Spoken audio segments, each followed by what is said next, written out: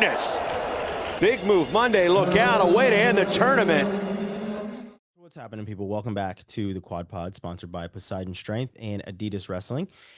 Today we've got episode 19, and myself, Robbie, Austin, and Kevin will be talking the men's, women's, and Team USA Greco results. And then we have world champion Trent Hidlay on the show. And he talks about basically everything, really, having his family in Croatia. He apparently remembers the matches now. I mean, after his post-match interview, said he didn't really remember how things went. It's just out there wrestling. So he talks through that. He even talks about wanting a good sandwich in some different places too. So we had a really good conversation with Trent. Hopefully you guys enjoy that. But before we get to that, we're going to do our weigh-in as always. And then we're going to, like I said, talk about the results of the men, women, and Greco team at the World Championship. So first I'm going to weigh in, and I'm going to give a shout out to my guy, Cliff Fretwell. I just came back from being at Elite 8 Duels.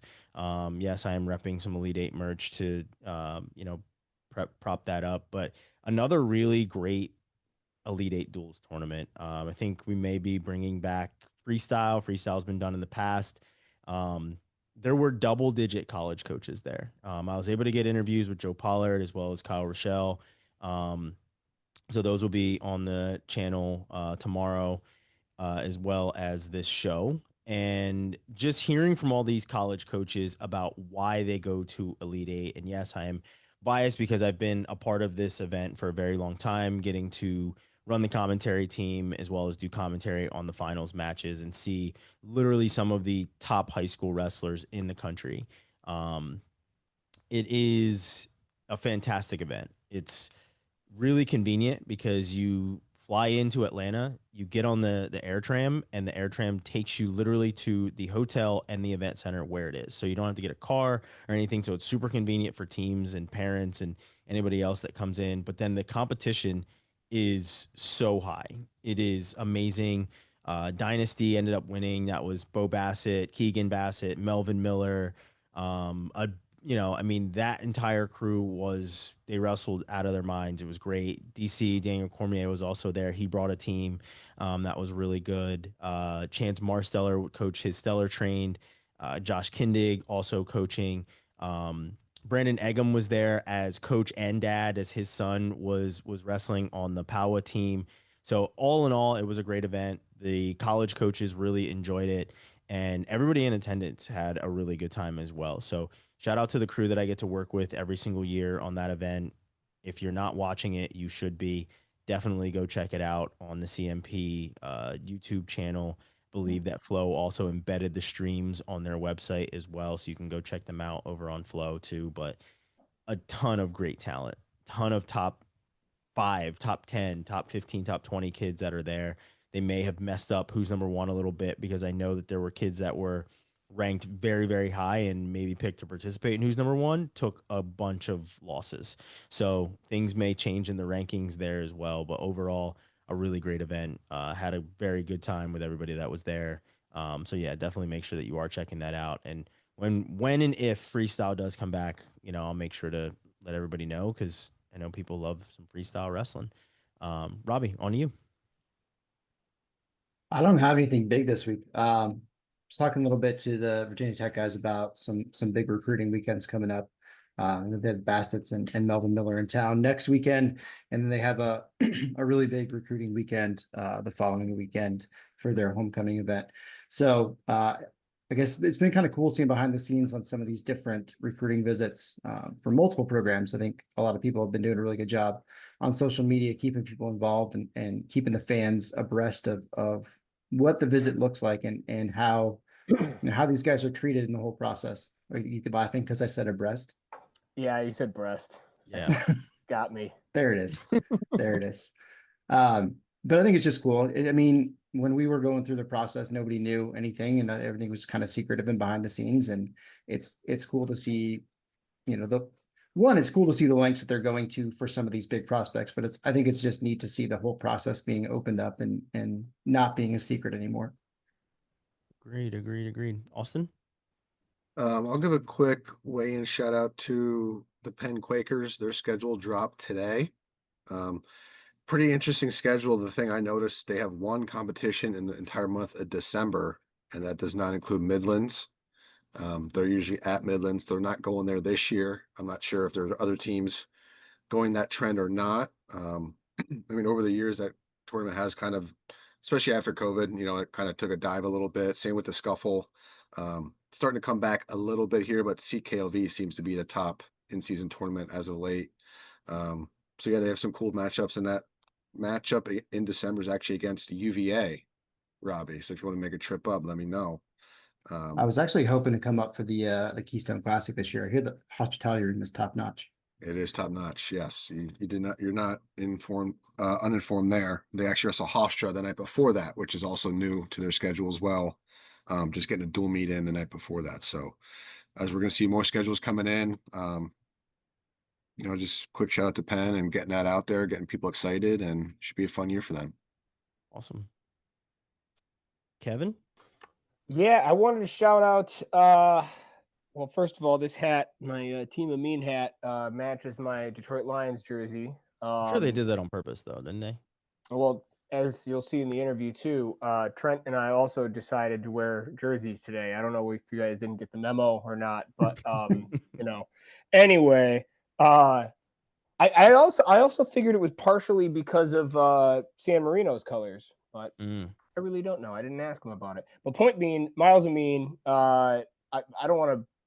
I don't know if it's breaking or not, but like my understanding is his competition days are likely done. He's going to move on to the next kind of chapter in his life. So I'm excited to see that. But I just wanted to shout him out because he was a 5-time All-American at Michigan, 2-time Big Ten champion, NCAA finalist, 5-time medalist at the European Championships, 2-time bronze, one at the World Championships, one in the Olympics. Placed 5th his most recent trip to the World Championships. Oh no, that was the Olympics as well. I'm wearing the hat. I'm an idiot. All right. Anyway, dude's a stud, and off the mat, just awesome dude. Really nice guy. I've had the honor to call some Michigan duels with him as well, and just spend some time away from actual wrestling or cameras or whatever, and just talking about the sport and talking about life. So awesome guy. And I'm excited to see what he ends up doing next. And I should have looked this up ahead of time, but I didn't because I didn't think it through. All right. There it is. Athletes is on Instagram. It's kind of his wrestlers and combat athletes speaking for themselves. Check us out on YouTube there too. But that is, I think it's literally just ATHELITE. So check that out. That's his thing. They've got 94,000 followers. So that's cool. Nice. They post lots of good stuff. That's cool. Shout out Miles. That's awesome. Yeah, but I know I said we're gonna talk all freestyle, but I forgot. I want to go back a little bit. So I know last week we said that we were talking coaching changes and that something else would be coming. And I believe the team was told today, from what I was told at SIUE. So there's not not like a full coaching change right now. But in the next year, I believe that there will be. Now it's similar to what Penn did with Roger Reyna and Matt Valenti, is from, again, what I'm being told by some very damn reliable sources, is that there will be a coaching switch next year.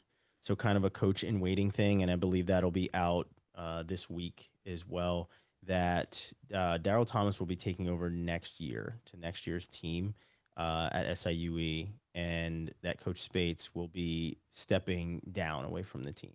I don't know if that's taking maybe a backseat or if he's like leaving the team. I'm not really sure fully what his role will be, but I have been told that Darryl Thomas will be stepping into that head coaching role. Currently, right now, he is the associate head coach.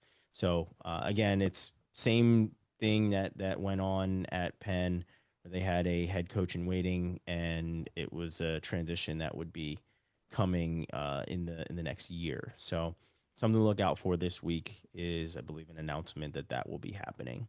Wanted to make sure that we had that. We got that in there as well. And they have Holmes, I also got breaking news. I was just alerted. I'm allowed to share this. We discussed it last week a little bit. Signing with the Lehigh Valley Wrestling Club is Greg Kerkvliet. There you go. Big man on campus, helping out Nate Taylor there, heavyweight, and working out with Machiavello. Obviously Zach Ray there in the room as well. So they got a nice upper weights there to work with. Those, I'm a little surprised. I'm not sure about you guys for him to leave Penn State, but as we kind of talked about, he's been in a few different places, so maybe not, but good to see He him. just likes in Lehigh Brown. Valley.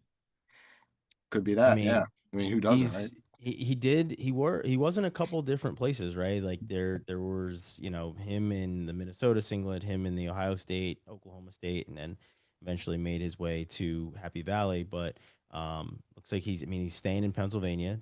The little, I guess, in a roundabout way, that Penn State to Lehigh pipeline is what's happening right now with Chenzo moving on from UNC. Obviously, he was a national champion at Penn State. But yeah, I mean, I am kind of surprised that he didn't want to stick around, continue to train with, Kyle Snyder and Kale and all those big guys that are in that room, and instead chose to head to Lehigh. But very interesting move, but wish him certainly the best, and hopefully working with Zach Ray and some of those other guys in the room will work out for him. Robbie, Claunch, any thoughts on Kerkvliet heading to Lehigh? I don't really have much to say about that. I wanted to go back to Darryl Thomas real quick, because that dude, I mean, from what I understand, I was looking this up because I was like, I'm pretty sure he's from Illinois.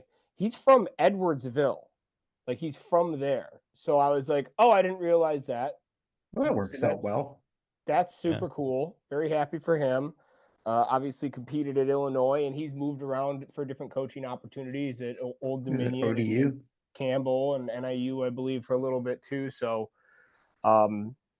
just really happy for him to have that opportunity, and to have it like where you're from is pretty awesome as well. So good for him. Literally never heard a bad thing about him from anybody. In fact, quite the opposite. So excited for him to have that chance and to continue to develop things there.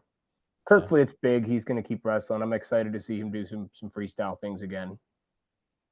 Yeah. Robbie, thoughts on either one of those things? I'm excited for Darryl. I think that's good. Spates has been there forever, so I think it's time for some fresh blood and a new kind of outlook on the program. And I think Darryl will be good for that. Not a lot of strong feelings either way about Kerkvliet. Be interesting to see him competing in freestyle again. He hasn't really done that for a few years, so be kind of starting from the bottom again. But he's got some good coaches in that room to help him out. But talking about coaching changes and vacancies, and you said that Chenzo moved up to Lehigh from UNC. Also moving on from UNC, Francois took the head position at the IMG Academy that's opening up in Bradenton. So now there are 2 coaching positions open at UNC as of November 22nd, or November, Jesus, in the right month, September 22nd. So pretty close to the season starting, and 2 vacancies is a lot to fill. So I'm interested to see what Cole and Ramos are going to do there. Yeah, very interesting. I saw Ben Darmstadt as well. Speaking of UNC, saw him at Elite 8 Duels. He's 19 feet tall. You can't miss him. You know what's wild is Ben Darmstadt and Kevin Jack are the same height, I believe. No way. Listen. No. Darmstadt's like a foot taller than him. No. This is fake news. This can't be real. I was standing next to Kevin Jack. I was talking to him. Was KJ wearing lifts? Huh? Was KJ wearing lifts or what? No. I honestly feel like they may be the same height. Maybe I'm crazy, but when I stood next to both of them, like these guys, I wasn't standing next to both of them at the same time. There was different times, but I had a feeling that they were just huge individuals because they're both taller than I am. And I'm like, and more surprised that Kevin Jack is taller than me because of how much he used to weigh.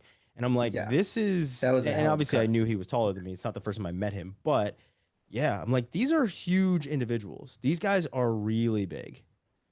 You know So, what the answer to that is? Dunk contest at the break of the UNC NC State duel. I Ooh, mean, Problem like solved. it. No that's, trampoline. that's what needs to happen. That's certainly what needs to happen. Last thing I'll say about these topics is that I hope that when Darryl Thomas steps into the job, that he continues to stockpile Haydens at SIUE. They currently have 3 on the roster.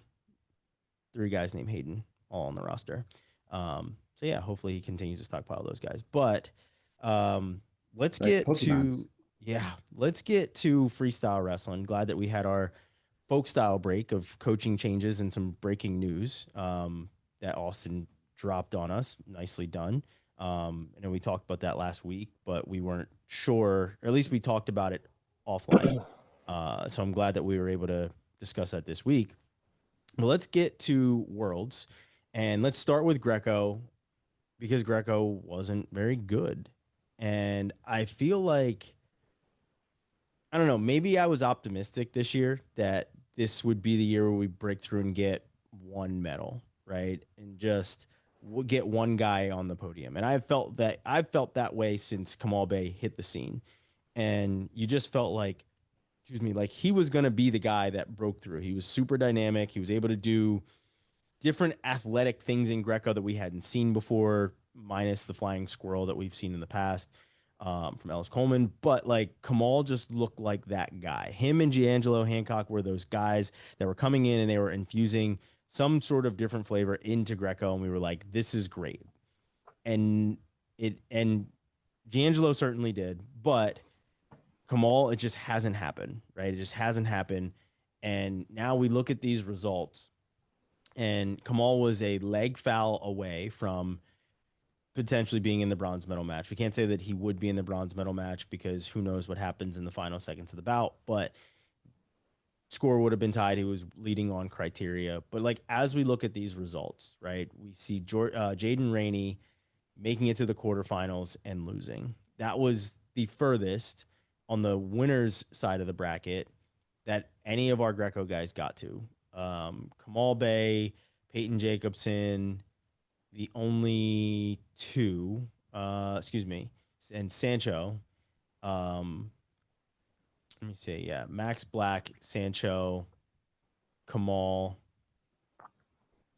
Peyton Jacobson. Those guys made repechage.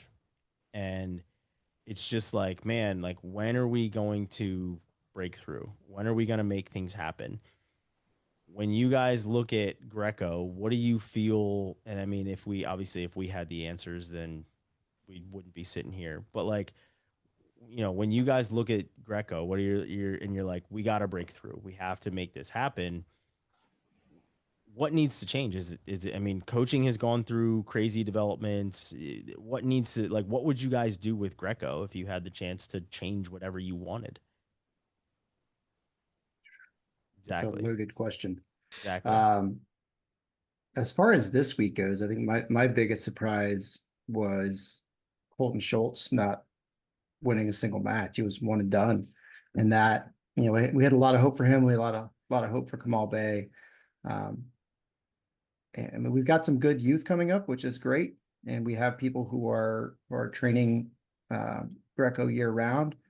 Combat Wrestling Club is doing some stuff with that. And there's a couple people who have a full-time Greco focus, but until that's the reality and we have more people on that path, I don't see us having a very competitive Greco team. It's a different sport, and you can't go freestyle and folk style and then just switch it up and be like, oh, fine, I'm just going to go win a gold medal now. It's that simple. It's not. It's a completely different sport with completely different approach and technique. And if we don't have guys training in it full time or longer than just a few years after their college career, then I don't think we have a whole lot of hope of being super competitive there. Yeah. But we got that. What? Like, didn't Kamal Bey just not go to college and train full time? Correct. Right? Like, we've had instances where people have tried that route. Why we had more hope in him than most other people. Mm-hmm. But it's like going back to our conversation a couple weeks ago about Gable Steveson, where it's like, will he win the heavyweight championship of the world? And I said no. And it wasn't necessarily even a knock on Gable Steveson and his chances, you know, and everything. More so is the fact that it's like, you know, what's really hard actually having anybody doing that. You know what I mean? Like, but let's go bring it back to Greco. It's like, I don't know that the result is, or that the answer is, oh, pull people out of college, have them train full time. I think you almost need to like look at just other countries, what they're doing. Bring like, I don't know how we're finding coaches. I know it was Herb House was the coach for a minute. Again, we asked that a couple weeks ago on an episode because like I had no idea who it was. Well, But what Lindman we're was there doing, for so long, and then it switched up. what we're doing here clearly is not working. So I think it needs to have outside influence. It needs to have outside people coming in from one of those Greco countries that kicks ass all the time, and figure out like technically, like what are we doing? Is it training methods? Is it, you know, is it simply just basic technique? Like, is it match strategy? It's an incredibly complex thing. Then the other thing, just to get back to what you were saying, Robbie, too, is like the last thing I want to do is not have fun college wrestling. I like college wrestling. I want those guys to wrestle in college, and I want to have my cake and eat it too. You know what? I don't know how realistic it is, but I don't know. We've seen Kamal Bay try it, didn't work. We've seen Adam Kuhn won a Greco heavyweight silver medal, wrestled a lot in college. Yeah, I mean, same with Schultz. And that's, I mean, the success that we've had recently is from the bigger guys. And that, I mean, I think there's something to be said for that. I don't know what there is to be said for that, but that's where we've seen the most success with D'Angelo, with Colton, with Kuhn, and with the most D'Angelo, that success. took years too. D'Angelo was training overseas a lot. Like that was one of the things that I remember talking to him about is he was never here training. Did you talk to him about his hair? Because he's got great hair. I did not. He was always in another country training for extended periods of time. And I don't know, you know, obviously I don't know if any of our guys are doing that now or if they're staying more domestic or whatever else. But I know that from talking to Hancock when he was competing for the United States, he was always in another country trying to get better. And I can already see the comments now about Colton Schultz of like, well, maybe if he wasn't a cheerleader, then he would be better, right? Like I can see, like I'm going to put that out there right now. I know that's how it's a lot of upper body lifts. That's what I'm saying. That I know that's how the fan base works, right? Like, and I didn't even, you know, I was so out of touch, honestly, not even going to lie. I was so out of touch when Greco was wrestling because of work and traveling and everything else. But like, so I didn't see the normal tweets or anything about Greco. But like they were there. They were, and I'm sure that they were, right? But like, I'm eliminating a comment right now is the predictability of somebody saying, well, if he wasn't doing this or if he wasn't doing that, then he'd be better at Greco. Guys, he's literally been doing nothing but wrestling. And if you watched him wrestle folk style, you know he was still wrestling Greco during his college season all the time. The man never hit a knee, ever. He barely ever grabbed a leg, ever. It wasn't his thing. So Greco was kind of his thing even when he was wrestling folk style. So, and I love the kid. I've known him for so damn long, and he's always been a very good wrestler. And maybe that's been able to see him grow and progress, as well as speaking to his father about how he grows, how he's grown and progressed in the sport of wrestling. But something somewhere, there's some sort of divide or disconnect of the training that these guys are putting in and how it translates to the mat. Somewhere things have to change because none of these guys wrestled college seasons. Not any of them. I don't think that there's really any of these guys that we had seen on a college mat. So they're focusing on Greco for the most part. So it's got to be something. Something has to change. And I'm Claunch, I'm with you on we should probably bring in a different coach, right? What's Mijan Lopez doing? Yeah, right. Give him a big sack of money and tell him to coach the team. Who knows? No. It's disappointing. It's It's hard disappointing. too because a lot of those all the guys time. are WCAP guys, so that like that's their full-time job and their full-time focus.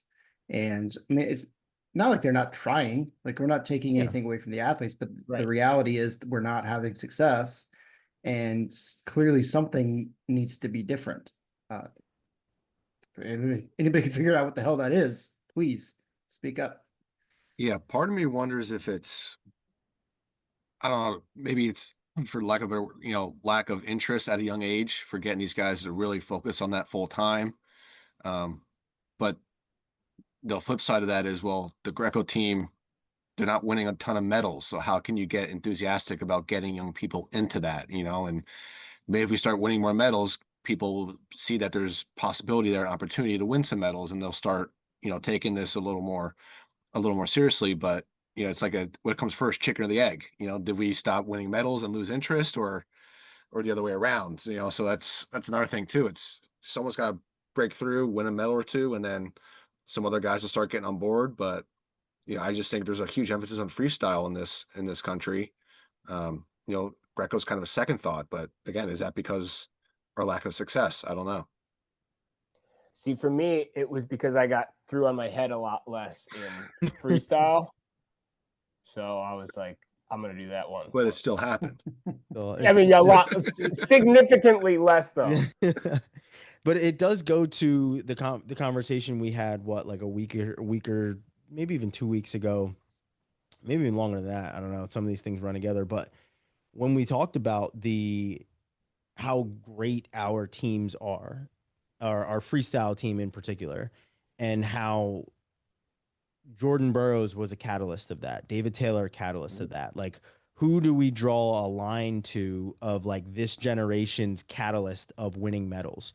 Right? Is it Burroughs? Is it Dake? Is it Taylor? I mean, it can't be Dake and Taylor, honestly, because they were both losing to Burroughs at a time or two, right? So like, and then you look back and it's like, okay, well, Kyle Snyder was doing this, and you're like, okay, look back a little bit further, and you've got Henry Cejudo who was doing this, right? So like, on the freestyle side, we've got a through line that we can pinpoint and say these are the guys that were the catalyst to our younger generation, knowing that they could go out and win medals at a very high level.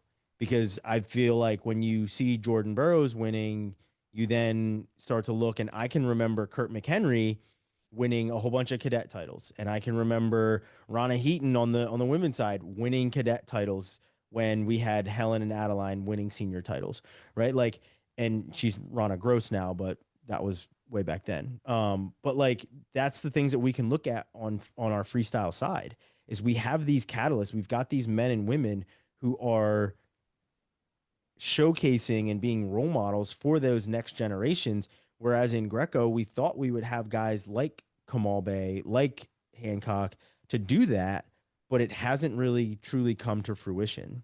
And I think until we start having some success, until we see what that blueprint is, what that model is of how we're going to go about that, it's just not going to happen. Well, that's the other strange thing is we seem to have like age level success at Greco. Mm-hmm. Like Kamal Bay was a world champion.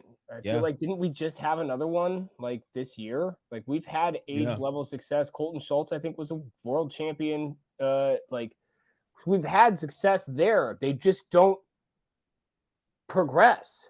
And so I don't know. I don't know why that is. Well, hopefully, I think Robbie has something to do with it, though. Probably my fault. I just hope that we progress. I hope that somewhere, somehow on the Greco side, something happens. But let's talk men's freestyle. I know we talked about it in a previous episode, and that was before we had full results of literally everything. On the men's side, I'm pretty happy with what we came away with. I mean, obviously there's some shock in there, as we said before. Spencer losing in the quarterfinals, there's certainly some shock there. Jax Forrest, I'm very happy with what I saw from Jax Forrest in terms of development and in terms of him doing something at a level people didn't realize at least maybe didn't think he was capable of right now. I think people probably had some bias of saying Jack Sparks is going to win this entire thing, right? But it's to see the progression and to see how well he did. It's fifth place. I get it. He didn't bring home a medal. He feels like he failed. He was at Elite Eight as well. His little brother was wrestling. He was not wrestling, but to see the progression of everything and to see him honestly beating up grown men, his bronze medal match could have gone either way. Yeah, that was wild. Could have gone either way, especially if it was officiated correctly. It was certainly his match, right? But the overall results from the men's team, I mean, 3 golds, 4 finalists. It's right in that realm of where we thought we would be when it came to medals. I think we were, 7 range. But I honestly really like the guys that we have on the team, and it's solidified some positions for some guys like Real Woods, where we haven't had a medal at 65 or 66 in a very long time. But then, you see David Carr, or you see, I mean, the most shocking one is Wyatt Hendrickson going one and done. That was the one where I was like, I didn't really see that coming. So I don't know. Maybe I thought that he was, and it probably comes down to draw, but maybe I thought that he was going to be able to do more at the tournament. I think we were Well, probably that would riding high off of freestyle, more folk style success from him than freestyle, because we haven't Probably, seen yeah. much from him internationally, just domestic results. So it's not super shocking. I would hope to see at least one win and make a little bit of progress through the bracket, but I didn't have him picked for a medal, so I'm not completely shocked there. We got Greg Kerkvliet coming next. It's very true. Very, very I was just looking at Jax Forrest's tweet where it's just like him on his knees there. Mission failed. U23 is next. What a fucking badass kid that is. Yeah. He didn't fail though, man. You've by making the senior world team as a senior in high school, you have succeeded on so And many making levels. a medal match. Yeah, Mhm. you have succeeded. And being a heartbeat away from winning that, and better officiating away from winning that. Mhm. Yeah. The 2 guys that we didn't talk about on the last show were Real Woods and Kyle Snyder, both coming home with medals. What do you guys make of their performances? Anything stick out? Anything surprise you at all when it came to Snyder winning a medal or winning another gold, or Real Woods bringing home a medal? Anything? Gotta Anything give stick props to out? Real Woods. I mean, the guy was maybe 4th or 5th odds to even make the team at this point, right? Like no one really was betting on him, and you talked about not winning a medal at that weight for the last 15 years, something crazy like that. You look at all the names. Yanni did though. That's Yanni right, did Yanni. win a Yeah, medal, we had yeah. one in Before the that. past. Yeah, before that. Yeah, it's It like you was look at all those names like that Bill represented that Zadek. weight. Yeah, all those names that were in Yeah. that weight class, and Real Woods is one that broke through. So again, nothing against Real Woods. It's just not a name you would expect to win a medal, but props to him, man, for picking it up and really, really improving his craft and coming away with a medal and winning these tight matches over some really good wrestlers. It was awesome to see that. Yeah, so that was the fun tweet. I don't remember if it was Bormet or just a Cliff Keen Wrestling Club thing, but it was like 4th at the U.S. Open, 3rd in the world. Yeah, exactly. It's like just a couple months of training and working hard, and some of those you do see it sometimes where it's like it just something clicks, and you're all of a sudden putting things together, whether it's health, whether it's training, whether it's adding something to your life or taking something away from your life, right? I remember one year, I think it was the Bill Farrell, and it was like Kellen Russell teched Logan Stieber. And then like 6 months later, like Stieber just teched him and then was like on his way to winning a world title within like the next 6 months. And so it was just like, damn, like sometimes it just flips and people figure it out. And Woods clearly put a good run together.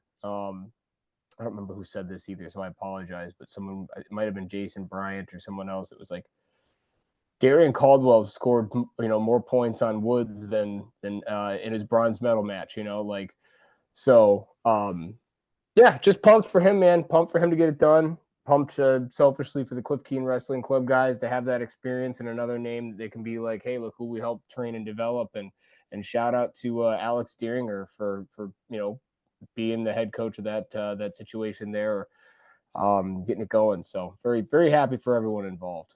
And also Yeah. having great hair. And also having great hair. Yeah. Snyder, it's unsurprising, right? And I don't say that because of like what the field was. I think a lot of people are like, well, Sajalive wasn't there. Here you go. Because he avenged a loss in the finals, right? Like it wasn't a foregone conclusion that he would win, but it's also not surprising to see him make the adjustments to win that match. And we've been watching Kyle Snyder win for so long.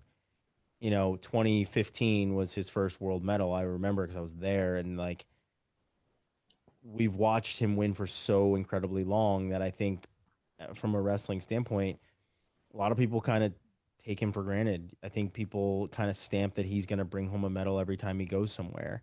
And it's like the longevity of his career.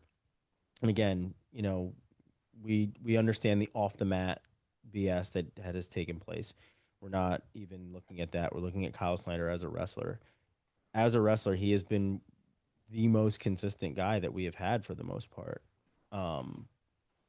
There's one or two off years in there where he didn't bring home a medal. Last year's the first time he didn't bring home a medal. So like, it's unsurprising to see him make the transition and the improvements to win in these high pressure situations. But I also feel like people are just like, yeah, Kyle Snyder's going to bring home a medal. It's what he's always done. So, amazing on his part to one, turn that match around, but two, let's call it what it is. He had to block out a lot of noise. The man made a really, really big mistake. So, and it was a very public mistake. You had to block out a lot of noise in order to make a lot of these things happen. You're trying to repair, I'm sure, I think I'm not going out on a limb and assuming that he's, trying to repair his home life and as well as train for a world title. None of these things are easy to do. So it is unsurprising, but in the same breath, I'm going to give him props and say it's a Herculean effort for him to go out and do the things that he has done as a wrestler over the last 10 years. Yeah, his consistency over the last decade is incredible. Yeah, it's one of those things you count on. I mean, literally, for him to not come home with a medal, was it last year? It was like, holy cow, like certainly counted on that, especially at the Olympics where you kind of presumably feel like everyone's showing up ready to go. Which again, theoretically should make it harder to come home with a medal, but he'd done it. He'd done it a lot. So I don't know, happy for him to get, if you're going through the things he was going through, whether I agree with them or not, it's good to be able to come home with that hardware, right? And to say, hey, I did it, we did it, like, and yeah, hopefully he can, use the rest of this time here to focus on what he needs to repair next and keep going. Yeah, it's amazing he's been successful so long at the international level and hasn't really been pushed domestically either. You look at the field he went up against, and no offense to those guys, but they're not really on Kyle Snyder's level. Not many people are, obviously, but winning these medals for 10, 11 years, you think someone's kind of right on your tail gunning for that spot, and that we haven't really seen that as of yet. He's only 31, 32 years old now, which again isn't super young, but yeah, you think you'd see a little more competition domestically, but he just hasn't really seen that. Mostly because we've seen it in other weight classes too, right? Like we've seen 74, 79, 86, and like those have been super competitive weight classes. Yeah. That like Kyle Snyder not really having a guy that's there that is going to push him. I think he may have one depending on what happens with Aaron Brooks, right? He may have one soon. Next couple of years at least. Probably in 2028, right? Like if the suspension holds for Aaron Brooks around Olympic time, we'll see kind of what that looks like. But like, there hasn't been anyone, especially with the guys that we've had coming out of the college level that have done very, very well in the international level as well. And that parity we have in so many other weight classes, it is pretty wild. I mean, Austin, you're right on track with that. It's pretty wild that domestically there is no one that has really given him a run at all. So that's also probably why we feel that way about Kyle Snyder and his consistency. It's wild too, because it's like, I've just wrote down some of the names. I mean, literally Hayden Zilmer went up to heavyweight, presumably because he thought it would be easier. You know what I mean? Like, Aaron Brooks, he talked about. Trent, for that matter, I think might go up by the time it gets to the Olympics. So that'd be cool to have him do that. I mean, but we had Jaden Cox. Jaden Cox was literally winning world championships and bronze medals and silver medals like at 92 and 86 for a couple of years too. And it's like, man, just he really wasn't able to challenge. Bo Nickel, obviously, just like, see you later, I'm going to UFC, and was probably undersized for 97 anyway. But yeah, there's a lot of really big, impressive names that have not challenged him.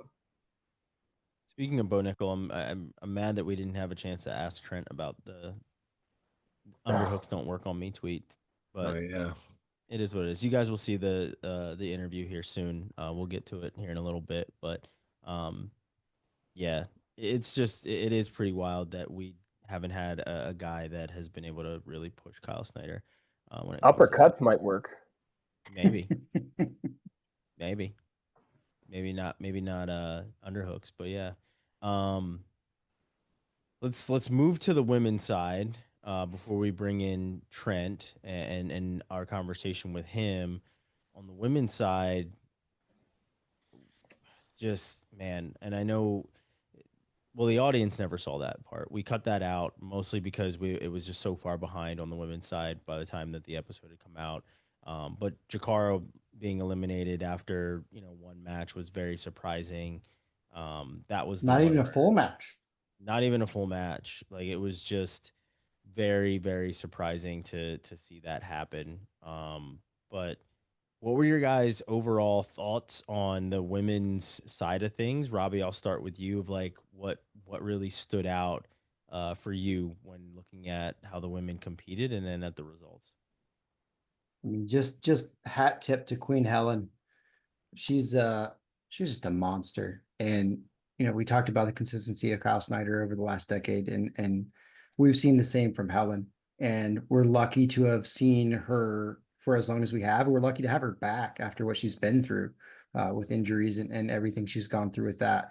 So to see her come back and just dominate her way to another world title, man, you can't help but feel really good about that. I'm glad she didn't leave her shoes on the mat, so we still have a chance to see her at another Olympics. That'd be pretty sweet. But I mean, that was kind of the bright spot for me. The women, I think, didn't perform up to the expectations that a lot of people had, and we had pretty high hopes for Kennedy Blades and Kylie Welker coming in, and a meet before she bowed out. We kind of thought we were going to have a really strong lineup at the top there, and Kylie and Kennedy both lost earlier than anybody expected. Now they both came back and got medals, but not the color that we were hoping for. Austin? Yeah, I just think, like Robbie said, it was, don't want to say disappointed. It's just we were expecting a lot more medals out of them. I don't know, not sure if it's some of their inexperience kind of shining through, losing some of those tight ones there. But yeah, you'd like to see more medals there. And would the team finish in fourth place? I think, fourth place behind Japan, North Korea, and China. I mean, whatever those Asian countries are doing over there. I think we should start replicating that because it's working for them. Obviously, Probably shouldn't replicate what North Korea does. Well, maybe not Just North gonna throw that out there. and some parts of China. We can cut that out, but yeah, mostly Austin Japan. Summer, let's be more like North Korea. Training wise, we'll stick to just training wise. Only talking about the wrestling team. Yeah, it's again, you expected more points. You expected more. Kennedy Blades losing, okay, but losing the way she did was Shocking. definitely not expected, right? But again, one bad match, she came back, finished out strong. Helen gutting it out, and that last second takedown with that trip was incredible. So there are some highlights, but overall, you'd like to see a lot more wins. But I think with the inexperience and the youth, we'll start seeing a little bit more of that in the years coming. And I think that's what the results really highlighted is how young the team really was. Because I mean, you look at the names that we have, and I mean, Helen clearly stands out with her prolonged success.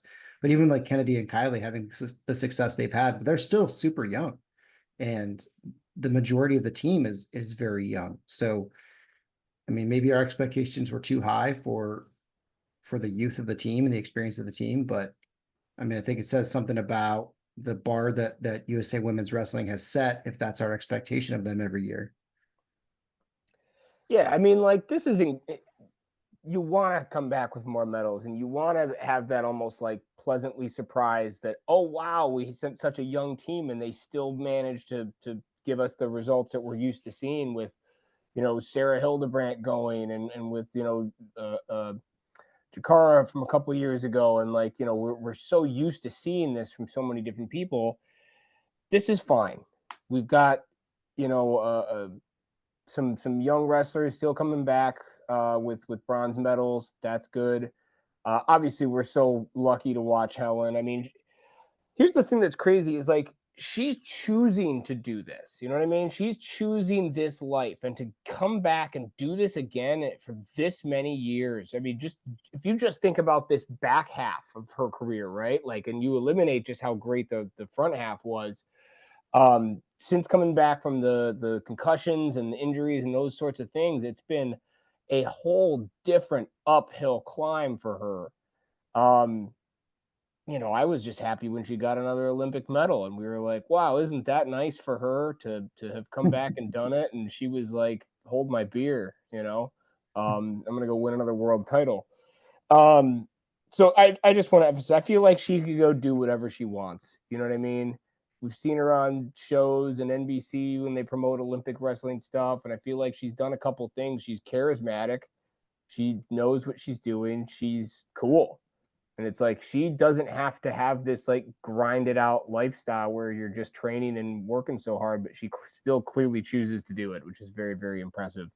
And this sort of role model you would want to have for a young team, hey, here's what good looks like. All right. Figure out how to do that.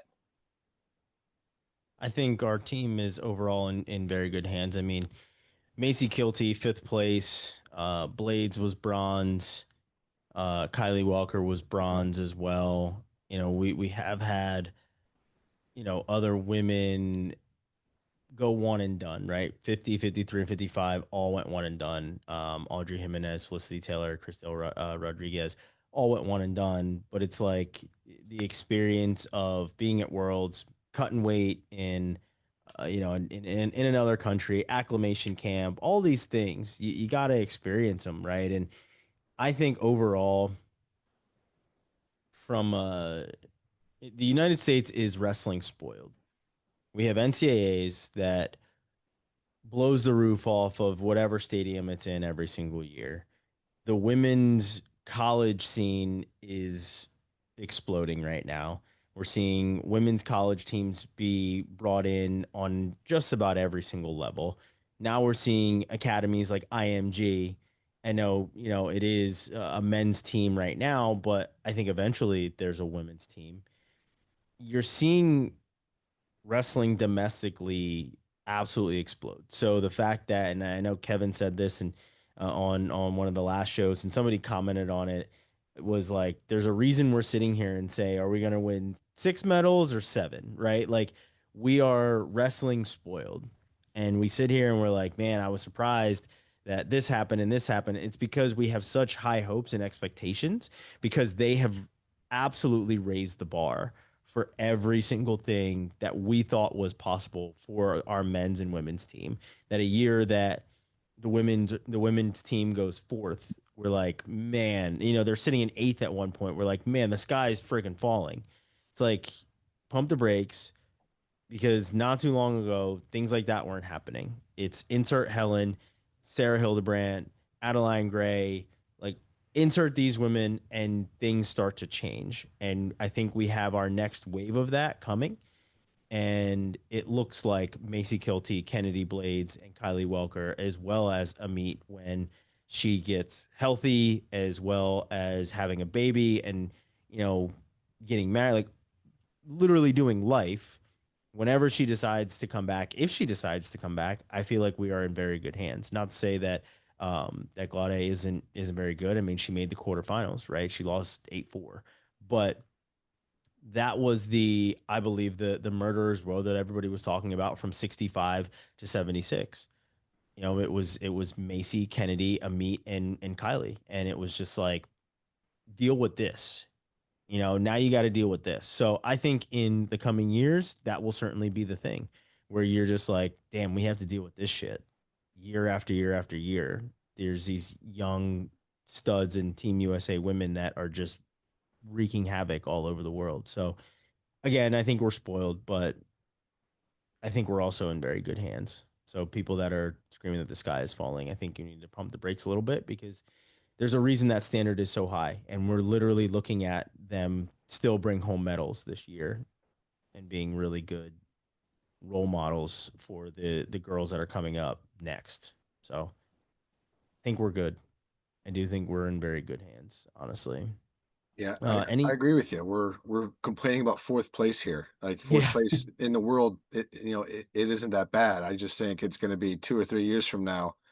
Hell, maybe even next year, we're going to look back and say, hey, remember we got fourth place? That team was pretty much the same team, just younger. So Mhm. like you said, we're going to need some time to develop. We're going to get up there and start challenging Japan for that top title. Mission failed, Austin.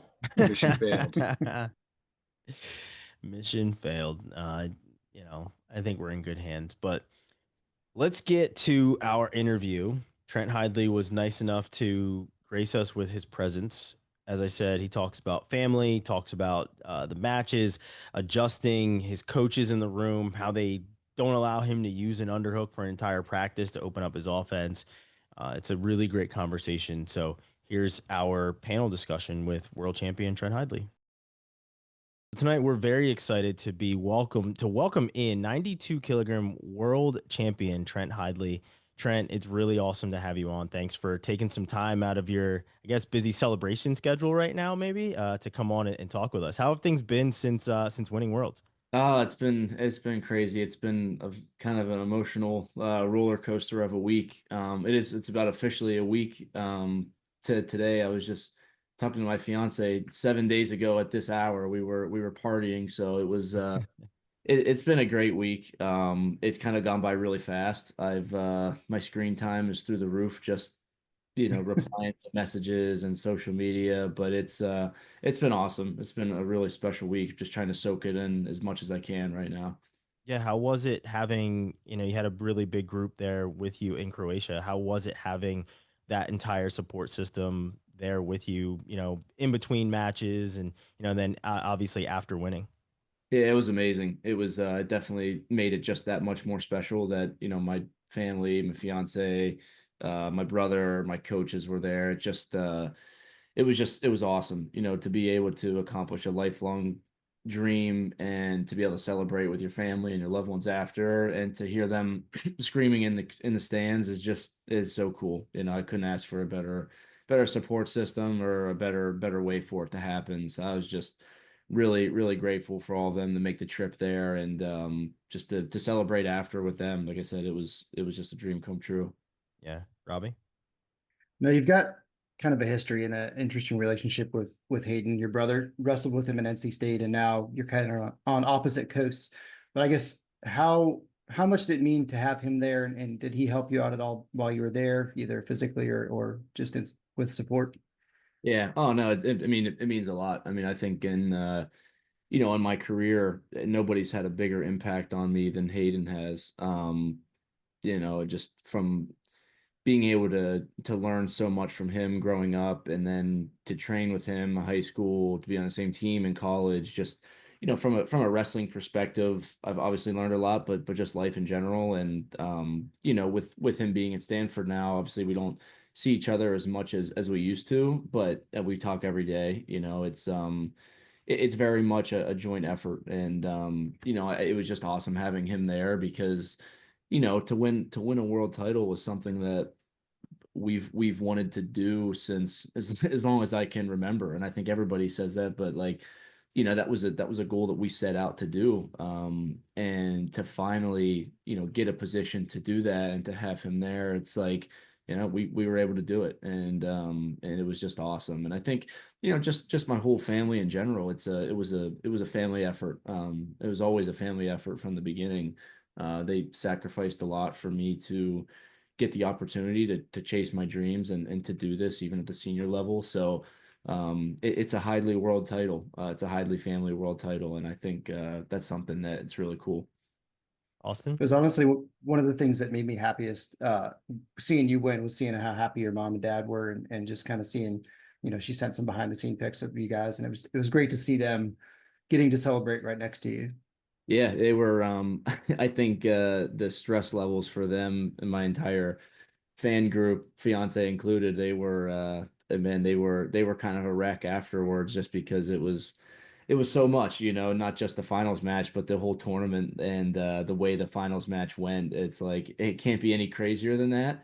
And it just so happened I was probably the most calm one in the arena. Like when you're wrestling, you don't really even have time to think about how crazy it is. And then whenever it was finally over and you rewatch it, it's like, did that just happen? Like, did I actually do that? So I know I put them through a lot that weekend. Yeah, I was Austin? gonna get a little more insight from you on, just the culture at NC State. Robbie told an awesome story last week about how Vince Robinson won. You were going nuts, cheering for him. You guys don't really wrestle each other. You guys just kind of have that brotherhood. So my question is, when it comes to the culture at NC State and the RTC there, what's something that maybe is under discussed or maybe under the radar, something that, don't give away the secret, obviously, but something that maybe should be talked about a little more when it comes to the culture down at NC State? Well, NC State's unique because when you think of traditional blue blood wrestling programs, NC State's not a program that would pop up. And when I was coming out of high school, my brother was at NC State, and I knew I wanted to be with him. But I wanted, the biggest thing for me with NC State was just the mentality of the culture and the way that they were training and the way that Pat's leadership style was. And ultimately the message of like, let's create some history here. Let's have people that want to be here and do something for the first time.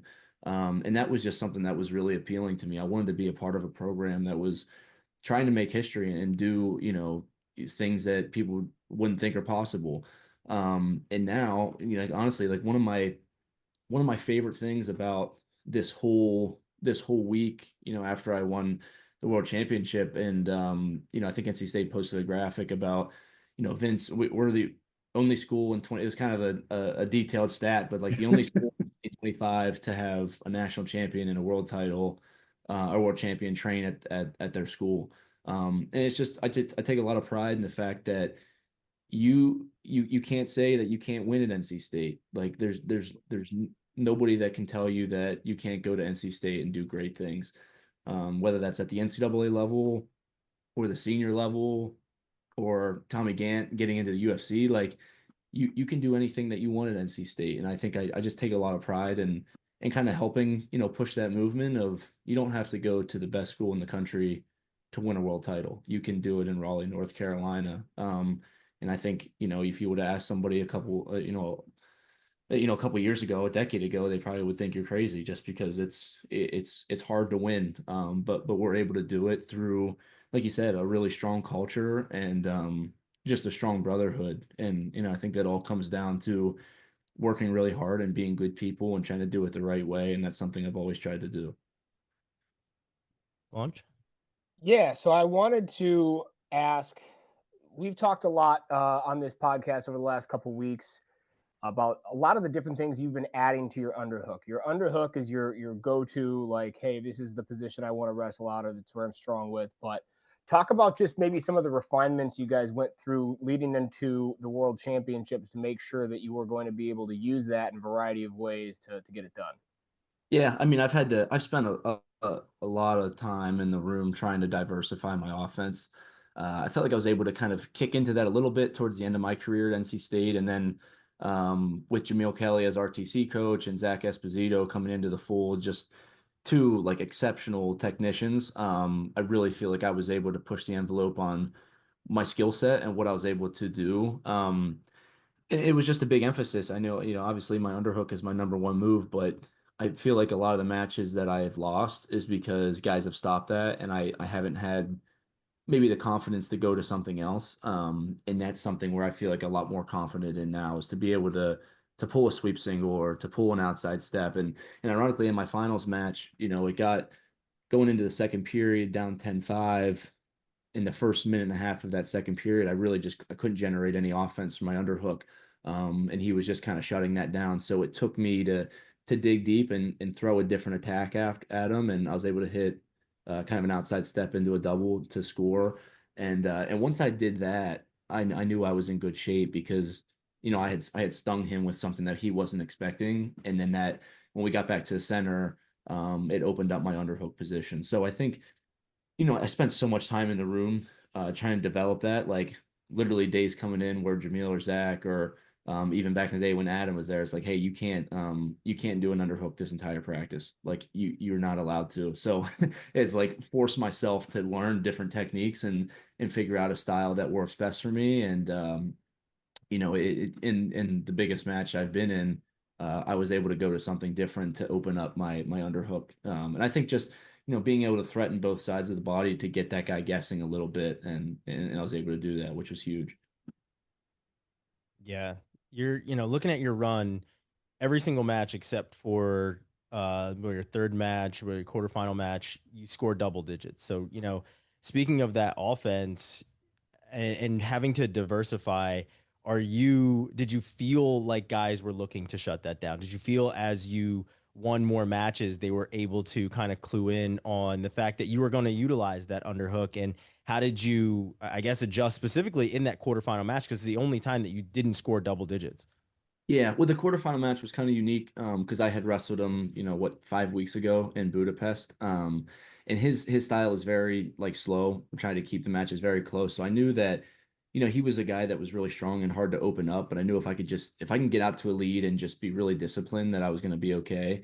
The semifinal match was pretty crazy. Like that guy's really, really good and really, really slick. And just has some great like attacks. So the biggest thing with me was just not to shut down when I had a lead. Like, don't shut down, just continue to go get points. And I was able to get that 4, which really opened it up. And in the finals, I think it was almost like, I think the guy kind of baited me a little bit in the first. This is a funny story. So going into that finals match, I knew that the guy, he had like 3 things. He's got a really good chest wrap. He's good from that defensive position. He's got a great low gut. And he'll pull like an outside step, split step, high C. But I knew he wasn't very offensive. So I was texting with Gwiz, going over game plan with Jamil a little bit. And I was like, I just want to be really, really disciplined in the first like minute and a half, first 2 minutes. Like, wear this guy out a little bit, keep good stance, keep good head position, and I can start to open it up towards the end of the match. And I stuck with that game plan for about 5 seconds.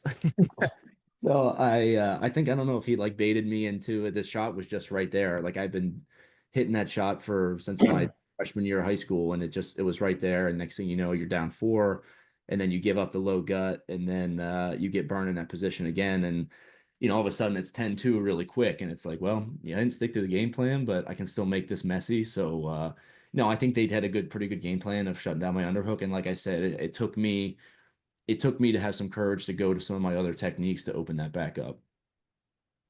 Robbie? So don't tell my principal, but I was watching your match during class. I made my kids watch a video about rocks, which not even having to do with that class at all.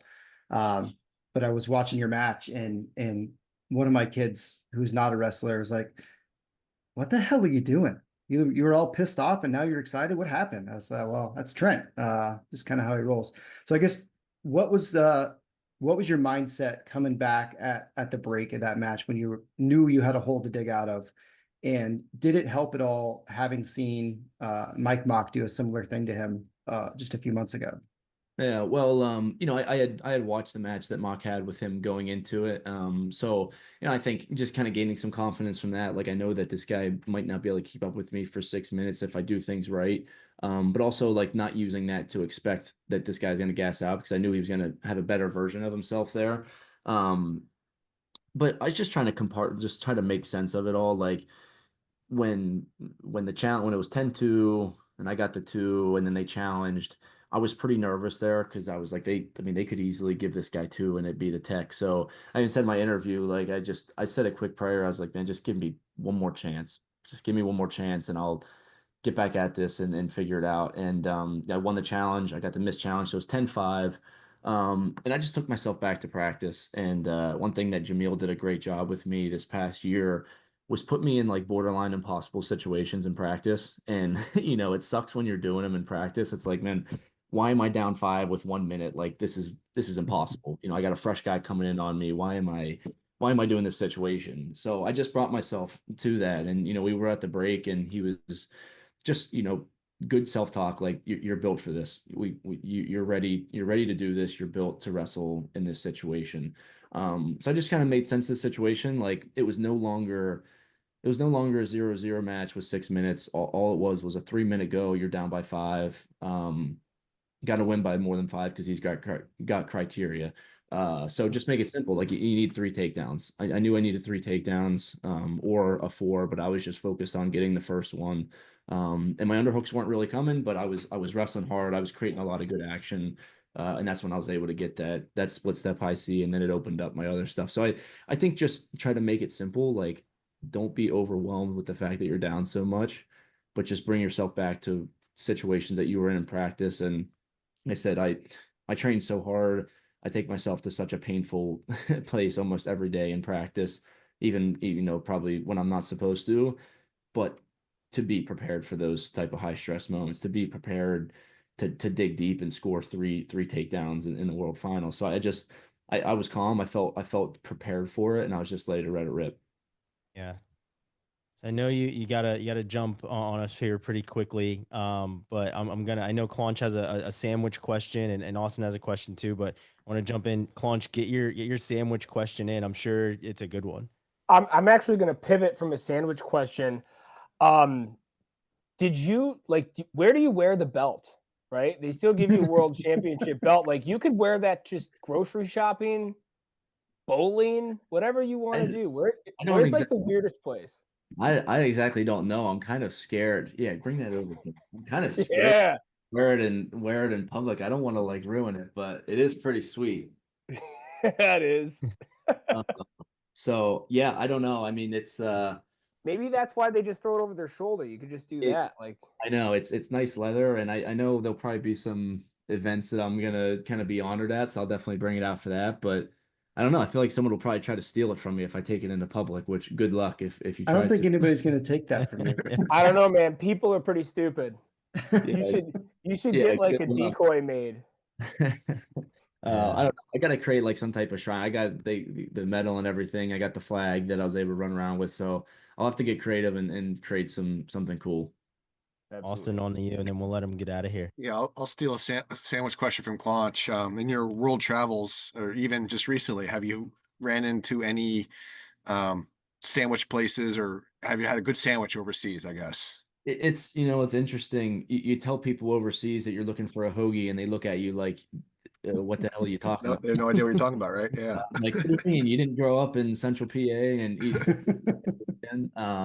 No, it's that's like one of the things I was looking forward to come back to the States to just like get some of the staples, and I got to get up. It's like there's some decent places down here in Raleigh, but I mean, everybody knows that the East Coast is where you get the good stuff at. And when you're overseas for 2 weeks and you can't get a cold drink, I was like, I just want like a cold soda. Like, I just want a soda, just the little things like that. But something with ice in it. yeah, like you just can't get ice anywhere. And man, I just want a cold drink. I got to get Trent. one more question in before you go. Yep. So I'm hoping and guessing that you're going to be honored at a football game this year. What is Pat going to do to top him ripping the shirt off with Jeez. Vince? Jeez. Is Pat going to go full singlet? Is he going to keep his pants on? What are we doing here? That was the most unbelievable thing. If you know Pat at all, like that is the most unbelievable thing that he could do. It's just like so cool. I was like, there's no way I'm gonna top that. The people loved it. The season ticket sales are probably through the roof. But I don't know. I like I said, I assume I'll probably it's crazy. Like NC State, just the community and the sports are so passionate. Like it's so special. And I'm so glad that I'm just so grateful that they have so much passion for sports and just to see me, accomplish my goals. They've been really, really supportive. So it'll be celebrated for a long time. And it should be, I think it's not just me. There's a ton of work that went into this. I talked about it with my family and the NC State coaches, my teammates. It's been so cool. And hopefully just to celebrate this and celebrate NC State wrestling and USA wrestling, I'm excited for the next couple of weeks before I can kind of bring myself back down to reality and get back to training. So I can hopefully let my body recover a little bit and heal up and enjoy some weeks, and then I'll just get ready to defend the belt. Awesome. Well, hopefully you're honored at like a UNC NC State football game. You can show Belichick a real world title or something like that.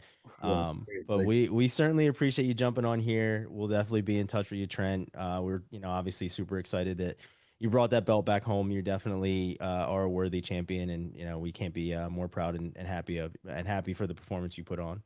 Yeah, thank you guys so much. I appreciate it. That was our conversation with world champion Trent Hidlay. Hopefully you guys enjoyed it. We're going to hopefully bring other people on to do some other panel discussions. We do have a couple that are in the works. So when those happen, you'll know about it. But for now, enjoy the world champ that we brought to you guys today. Trent is a very worthy world champ. And, I know Robbie obviously is a huge ACC fan, but that entire family, it's hard not to be fans of every single one of them. So Yeah, we they all appreciate kick Trent ass. for coming on and gracing us with his presence, grabbing the belt and showing that off. Hopefully, as Kevin asked, he'll find somewhere to wear it. Hopefully hopefully Pat Pop and his brother Frank do celebrate him. Hopefully Frank sends a bunch of chickens and stuff to Hayden and Trent and the entire family, and then hopefully Pat Pop Fresh pops the turkey top. hoagies. Yeah, like hopefully it's a full from this set of brothers to that set of brothers and family, because that's all NC State is all about. But we appreciate him coming on. Like I said, we're gonna work on getting some other people on for some panel discussions where those are in the works. Fellas, any thoughts on our conversation with Trent or anything else that we talked about tonight? I mean, Trent's a man. I love that guy. Happy to see him finally break through and get that title that he's been working his ass for at every level. Just to see the relief on his face after he won and see him celebrating with his family, and it's great to see. I'm just happy for him. Yeah, it's really refreshing to see, normal guys like us going out and winning. Well, not us, but normal guys going out and winning world titles. And He's not normal whatsoever. Yeah. yeah, sometimes you just think of like, they're professional the wrestlers, they do it full time. They're robots, they don't have souls, whatever people think. But Yeah. he's a good dude, really down to earth, and makes us laugh here and there. So it was a good time, and thanks for having him on. I think his legs are as thick as my waist. That's a safe bet. He's a big boy. I do love he has great hair, fantastic hair. The Tony Rotundo picture where his That was whipping his amazing. head back and the sweat and the hair is flying. It's just he looks like a lion. Like I'm wearing my Lions jersey, but like just the mane and everything, just king of the 92-kilogram jungle, man. Super cool. Yeah. We appreciate him for coming on. We appreciate all of you for watching and listening and enjoying our content. Make sure you do that whole like, share, subscribe, comment thing that we talk about every single week. And we'll see you again next week. Peace.